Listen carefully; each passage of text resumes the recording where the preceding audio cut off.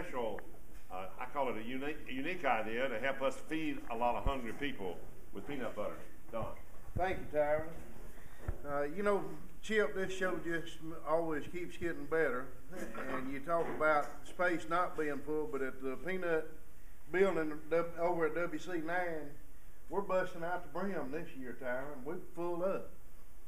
So we've got a lot of things going on. We've got a new company that's partially grower owned that's doing a peanut protein. But the big thing that we've got going on this morning at 10:15, we're having a ribbon cutting for Peanut Proud.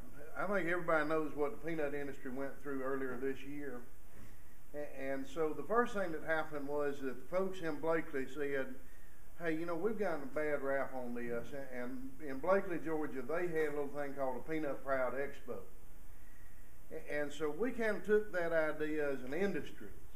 And the National Peanut Buying Points Association, the American Peanut Shellers Association, the Georgia Farm Bureau, Georgia Peanut Commission, we all of us committed $5,000 apiece to put our money where our mouth was and to buy peanut butter for the needy and to put it through the food banks through Feeding America is now the organization, Feeding America, that deals with all these food banks.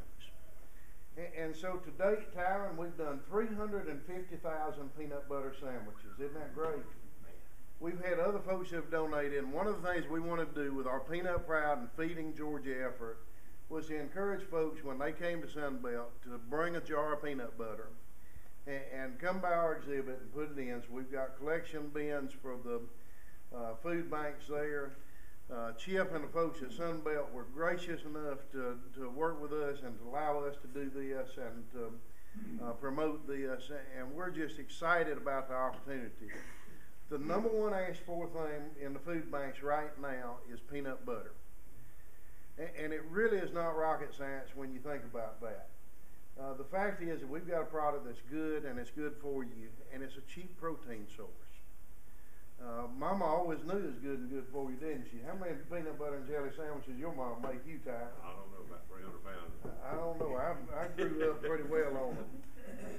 But it's something that's good and good for you, and so that's what we're going to be doing. We'll have the ribbon cutting today. Chip's going to be there. Tyron will. We'll have folks from throughout the industry that'll be there for the ribbon cutting at 10:15 this morning. We're WC9. If you go to John Deere and then to Kubota, we're right across from Kubota there. It's a tan building with green roof. I appreciate the time.